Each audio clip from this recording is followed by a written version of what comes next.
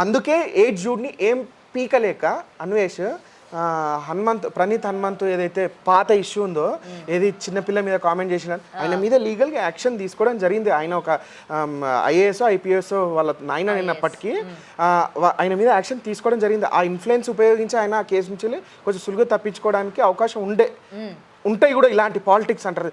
So ఇలాంటివి ఉండే కానీ అయినప్పటికీ కేసు అయ్యింది. ఆయన పేచీలకు వెళ్తుండో అన్నీ అవుతున్నాయి. నువ్వు ఏజుడ్ని ఏం పీకలేక హిందువుల మనోభావాలను దెబ్బతీస్తూ బత్తాయి రంగు అని చెప్పి ఆయనను కూడా ప్రొవోక్ చేస్తున్నాడు. నువ్వు బత్తాయి కానివి బత్తాయి రంగు డ్రెస్సులు వేసుకుంటావు అని చెప్పేసి. అందుకే ఏజుడ్ని ఏం చేయలేక ప్రణీత్ హనుమంతు కేసు మ్యాటర్ మాట్లాడదామని చెప్పి స్టోరీ కూడా పెట్టిండి గాడిద పొద్దున. ప్రణీత్ హనుమంతు కేసు పొద్దున స్టోరీ పెట్టించు.